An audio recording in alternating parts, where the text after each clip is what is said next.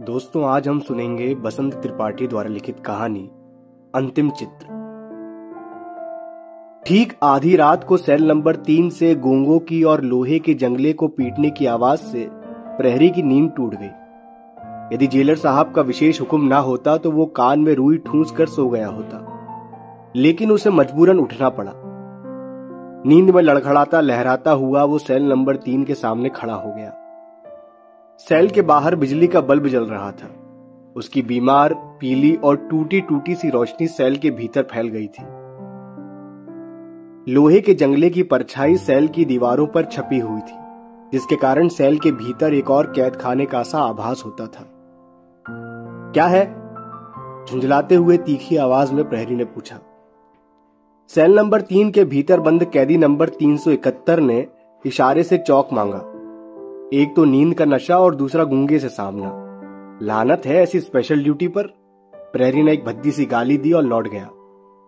थोड़ी देर बाद उसने सेल के भीतर चौक के कुछ टुकड़े फेंके और फिर उसी पत्थर की बेंच पर लेट गया। कैदी नंबर 371 ने चौक के टुकड़े इस भाव से उठाए मानो संजीवनी बूटी हाथ लग गई हो। चौक को हाथ में लिए हुए वो थोड़ी देर तक सामने की दीवार को देखता रहा। उसे उबड़ खाबड़ दीवार नहीं बल्कि एक चुनौती लग रही थी। उसकी लाल लाल आंखों में स्वप्न का एक भीगा हुआ टुकड़ा तैरने लगा। रात गांव के बाहर से गुजरी एक्सप्रेस ट्रेन की तरह धड़धड़ाती हुई गुजर रही थी, लेकिन कैदी ट्रेन के भीतर इत्मीनान से बैठे यात्री की तरह तल्लीन था। कोई 5-6 घंटे तक दीवार में खोया रहा, बिल्कुल कुशल तैराक की तरह जो नीले जल में उन्मुक्त तैर रहा हो। सुबह का एहसास सेंट्रल जेल के भीतर जाग रहा था। रात में सेल नंबर 3 की जो दीवार मटमैली और उबड़ खाबड़ थी, वो सुबह तक एक चित्र में बदल गई थी। चित्र में एक समुद्र था। उसके ऊपर से एक चिड़िया एक ही पंख से उड़ी जा रही थी। समुद्र के किनारे हजारों लोगों का हुजूम खड़ा जान पड़ता था, और सबसे पीछे एक चेहरा थोड़ा स्पष्ट था जो निश्चित ही किसी लड़की का था। सुबह के थोड़ा पहले प्रहरी की नींद की खुमारी टूट गई। वो चुपचाप सेल नंबर 3 के सामने खड़ा हो गया। कैदी को चित्र बनाते देखना उसके लिए अजीब किस्म का अनुभव था। बड़े काले छितरे बाल, ऊंचा बलिष्ठ शरीर और बड़ा सा सिर, पूरा डील डॉल ही भयंकर था। लेकिन उसकी हथेली में चौक का टुकड़ा ऐसे लग रहा था जैसे कोई हत्यारा अपने मासूम बच्चे को प्यार कर रहा हो। प्रहरी के लिए पूरा दृश्य किसी जीवित चित्र से कम ना था। कैदी ने जब अपना चित्र पूरा कर लिया तो प्रहरी ने कहा, नहा लो भाई, आज सुबह जाना है। कैदी मुस्कुराया। उसकी लाल लाल आंखों में चौक के लिए धन्यवाद के भाव झलक रहे थे। थोड़ी देर बाद मजिस्ट्रेट, जेलर और डॉक्टर भी आ गए और कैदी नंबर 371 फांसी पर लटका दिया गया। कैदी की मौत के बाद एक गहरा सन्नाटा उस जेल में तैरने लगा।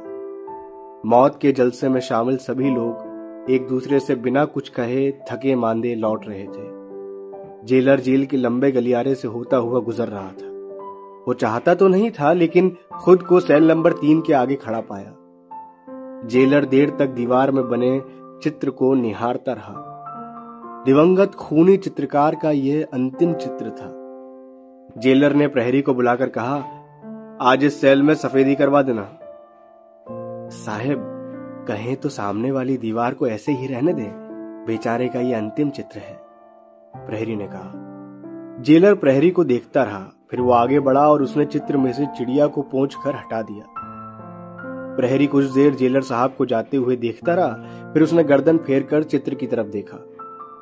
जहां कुछ देर पहले चिड़िया थी, वहां एक भद्दी घसीट से बना धब्बा दिखाई दे रहा था, और भीड़ में खोई वो लड़की जो कुछ देर पहले उस चिड़िया की परवाज को उस उत्सुक आंखों से देख रही थी, अब बहुत भयभीत दिखाई दी। कुछ देर बाद उसकी आंखों में नमी उभर आई।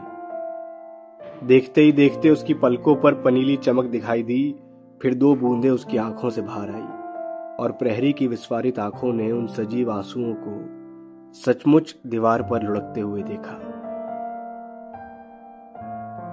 तो दोस्तों, ये थी कहानी अंतिम चित्र, जिसके लेखक थे बसंत त्रिपाठी।